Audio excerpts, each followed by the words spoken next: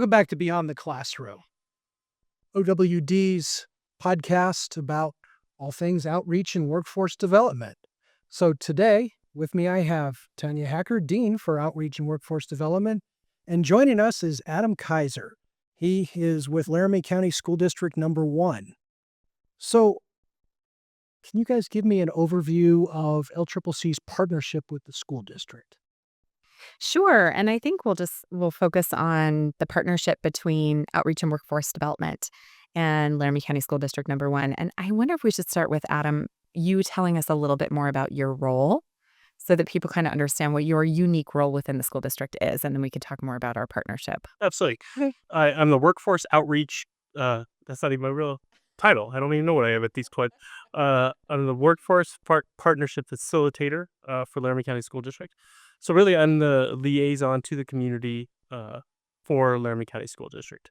I'm under the CT umbrella, so it means I get to do a lot with our trades partners, which is kind of how my position came about. Is the trades partners said we need to have somebody consistently there for us to work on the trades, and so we've had a really great time going to their meetings, getting their input, and then figuring out what we need to develop on the backside to support the community.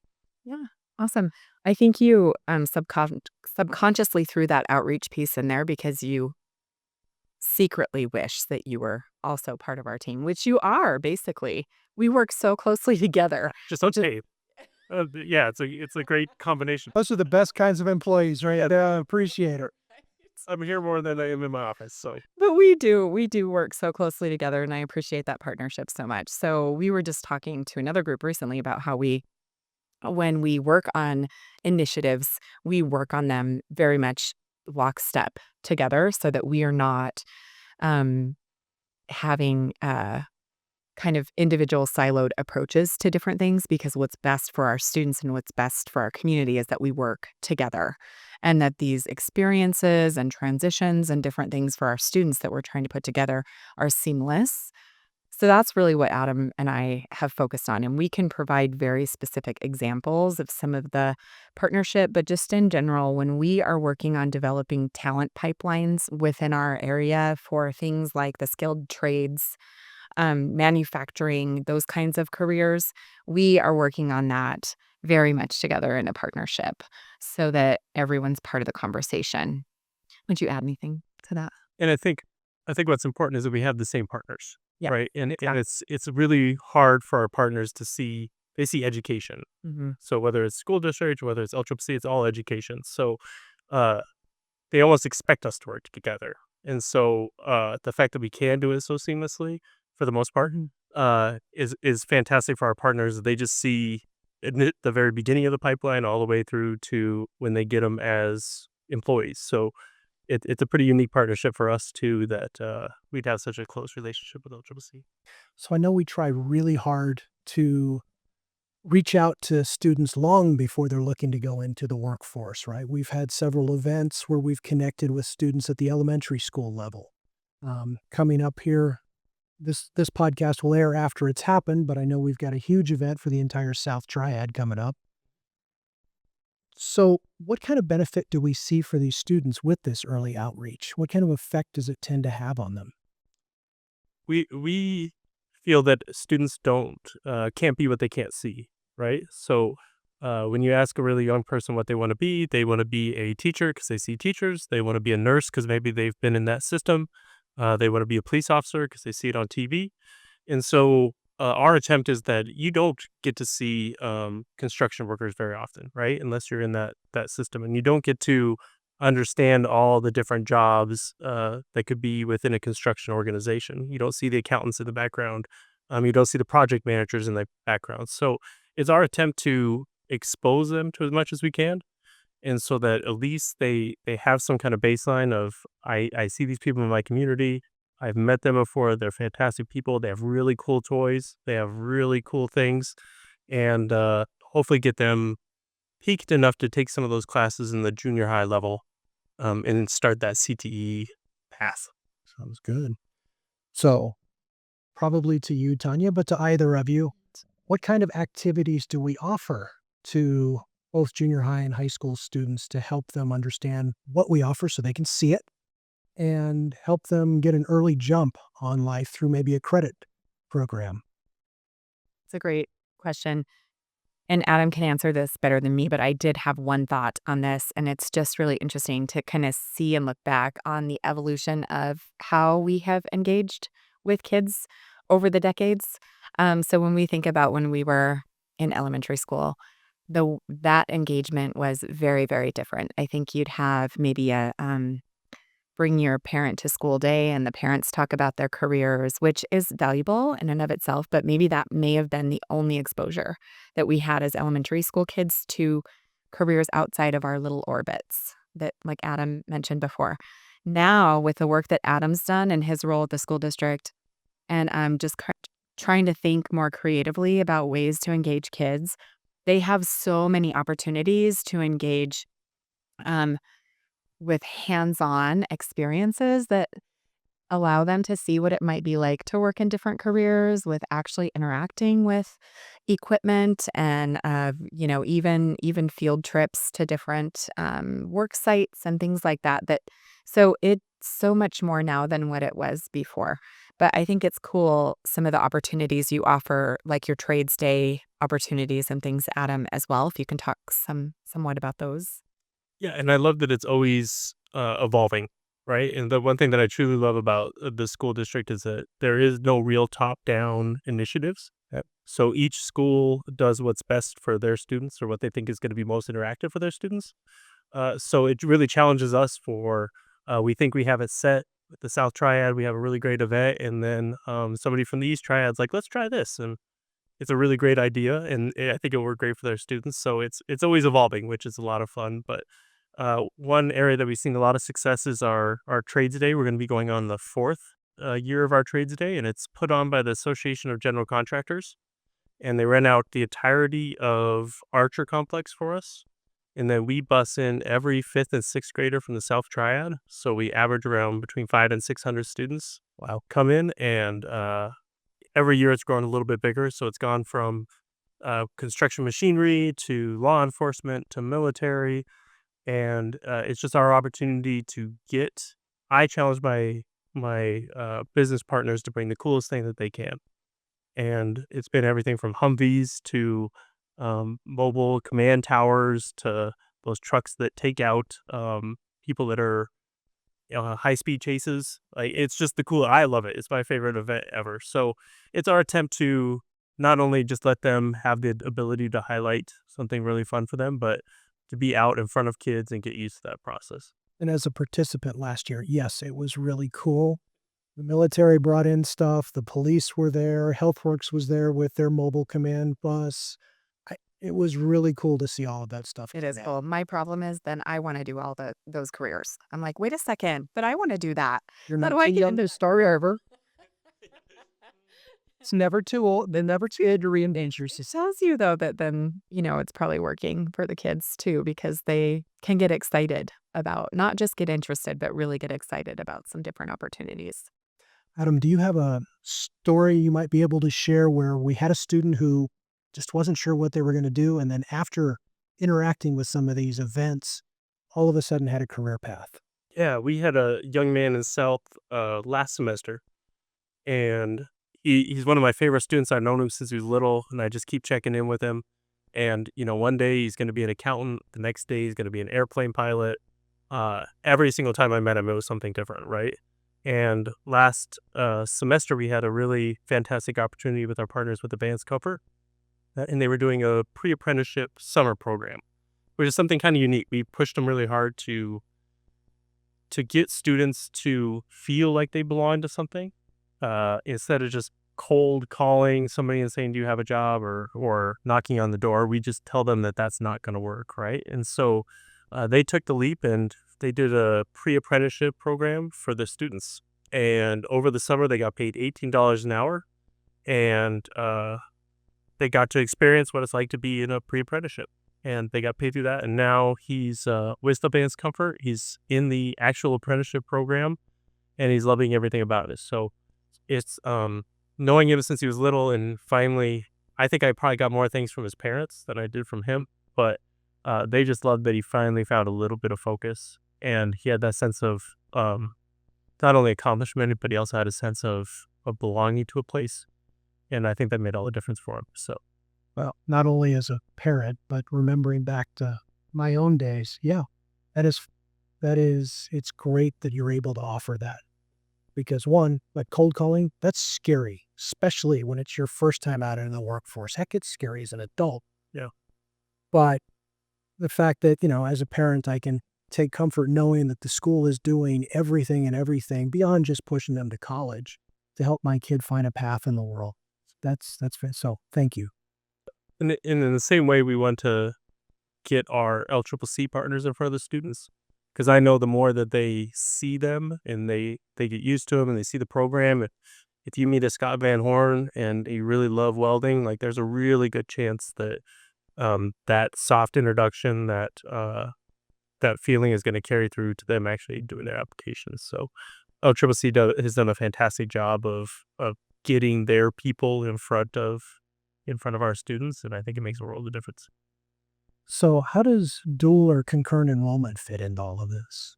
Chance for kids to actually have some college credits if they want to go through it long before they get out of high school, right?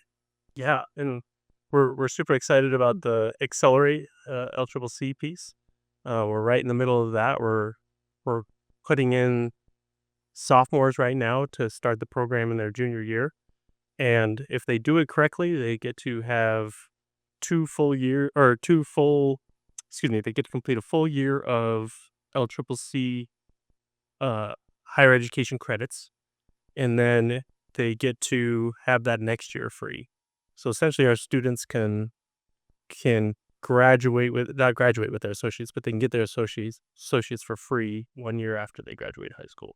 And with all the media attention on how much college costs and how much debt, wow, what a fantastic savings. And then they have Hathaway on top of that, right? Absolutely. Yep. So, Well, and I think one of the things that's so great about that program too is that having that career coaching piece of it, which hasn't always existed. We know that the counselors in our schools are trying to do their best to support our kids in that path, but their ratio of counselors to kids is outrageous. It's like, what is it? It's like 1 to 3 or couple hundred, 1 to a couple hundred or 1 to 100, which is a lot. So now this model potentially can help kids who may be experiencing or have experienced some barriers to higher education or those kinds of things. Not only would they have the opportunity to take those dual and concurrent classes, but they have somebody to help them understand how that's going to apply to a degree program and sort of to plan out their pathway on long term on what they need to do to get to a certain goal, a certain career goal. So that's a big piece that I think having that support for those counselors and teachers within the school district and seeing the college work with the school district hand in hand on supporting those students will be huge. how do counselors go about identifying the needs for these kids? They've got 200 of them to track. How do they go about figuring out what student A, B, or C might need as far as, well, guidance, help, etc.? Yeah, I think we have maybe the toughest career counselors that I've ever met. I mean, we have an amazing group throughout our high schools. And when you have, like you said, 200 to 300 students within your caseload, and you're the college, career, and service counselor, essentially. So you have to be able to support them. And I think for years we've have the support for going to college, right? We do things internally. We have ACT. We've done that piece. I think now we're just catching up with that support for going straight into the workforce. That's a big part of what we're trying to do, is provide the same level of support of going into the workforce or into military service as we do for college. And so we're trying harder and harder to help them with that, but it's just they work constantly. I mean, I don't know a single counselor that isn't doing emails at night, talking to parents over the weekends. They try really, really hard. But the more that we can offer them to help them with that piece, which is why we do Trades Day and why we do a lot of these events, is to help the students understand what they want to do. Okay. So obviously, student counselor ratio is a huge challenge. What other challenges do you face trying to help these kids figure out their life? That's a really big question. Throw it to Tonya. What problems do you have? Um, well, I think sometimes one of the challenges we talk about a lot is that it's sometimes a family engagement opportunity. And so figuring out opportunities to help the parents um, also understand all of the possible options for their kiddos. And that's always been a challenge. For as long as I've ever been in career development, that's always been a challenge, is to figure out a creative and um, a really good solid way to engage with parents and their kids so that it is a family kind of engagement effort, and to be really strategic about that so that the kids, as they're discovering what it is that might be a good fit for them, that they are able to communicate that effectively to their parents, and their parents can come alongside and be supportive and be part of that process. So I would say, and that is just something that we continue to work on, but we've come up with different and unique ways to help parents be part of a more engaged and more active part of the process. One of the kind of cool things that I recently realized, just as a parent myself and watching my kids matriculate through elementary, junior high, and high school, is that the older they get, the less involvement the parents have, right, in their kids' education and stuff like that, just in terms of how parent-teacher conferences are structured and all of that stuff. And that's by design, because we want our kids to be independent and we want them to start making more decisions independently. However, that creates more of an opportunity to figure out creative ways to help parents still be involved, though, in process, whether it's through a family engagement event that would be for older students or something along those lines. So I would say that would be the one that comes to mind first. What would you say? What's your challenge?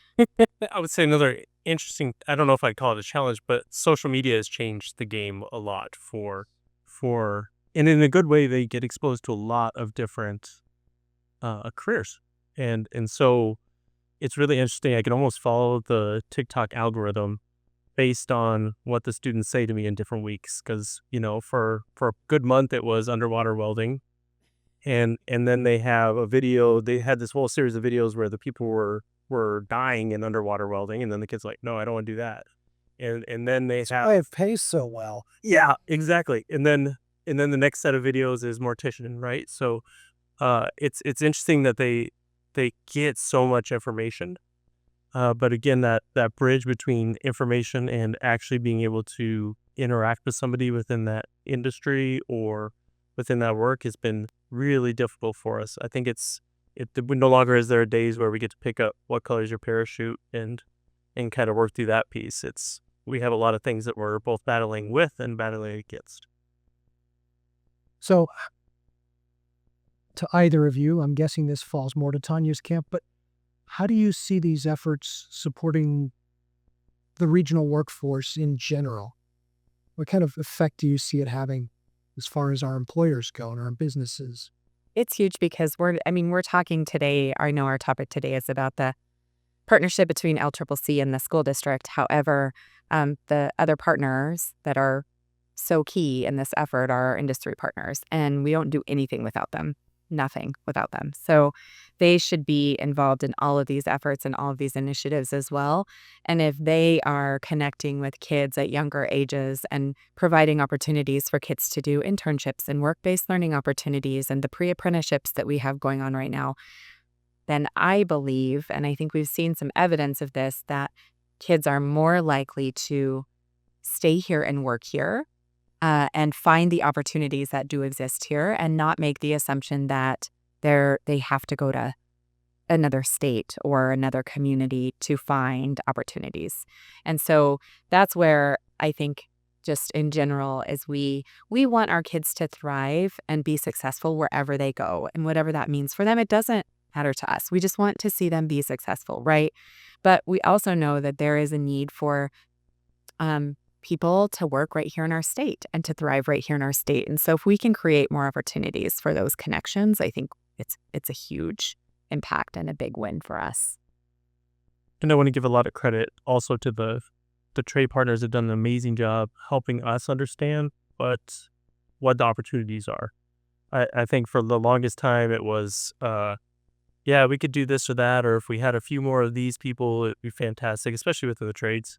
And now corporations are coming to us and saying, we can hire the next 3 years of your graduating class and still not have enough people to run our job site in Cheyenne.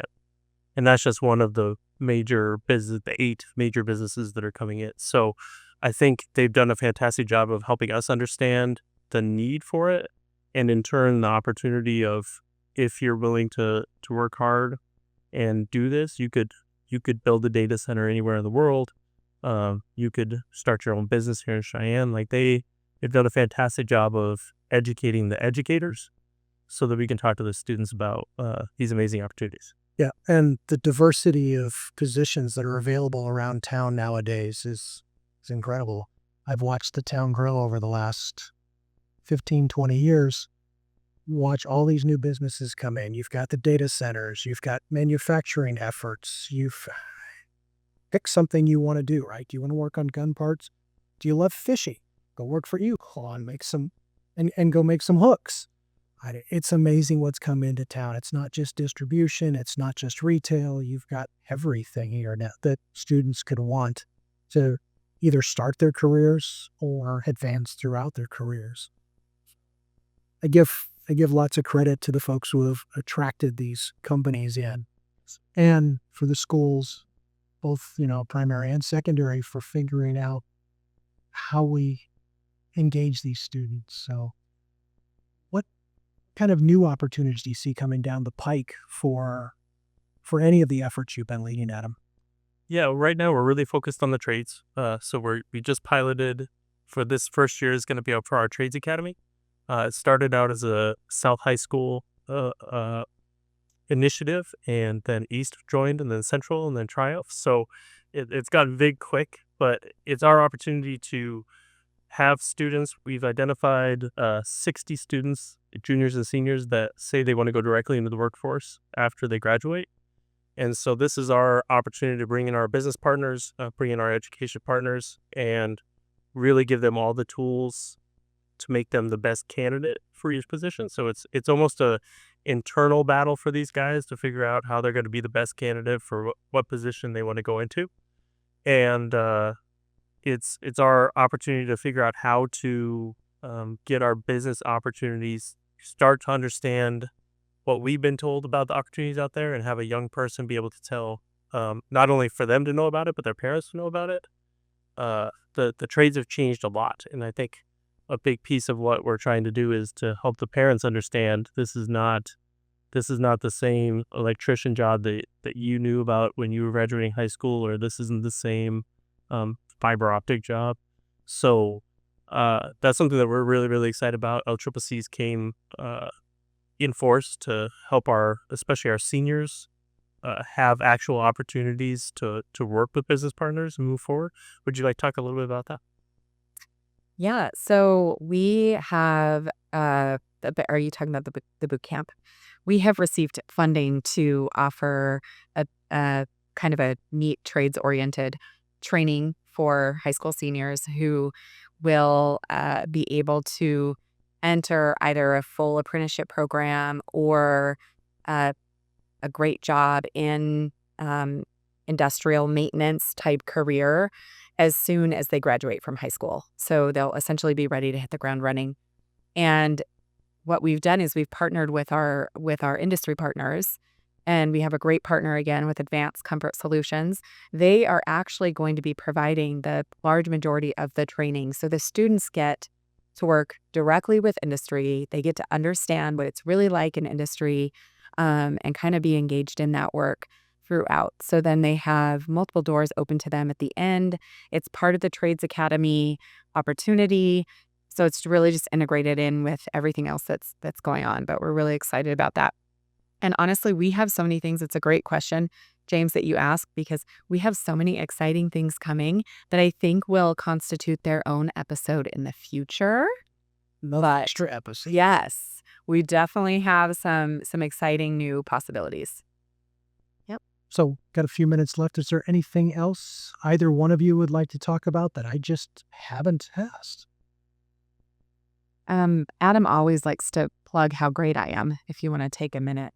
How much time do we have is the real question. Maybe not that much. Maybe that's a new episode in itself. That its own episode. Yes.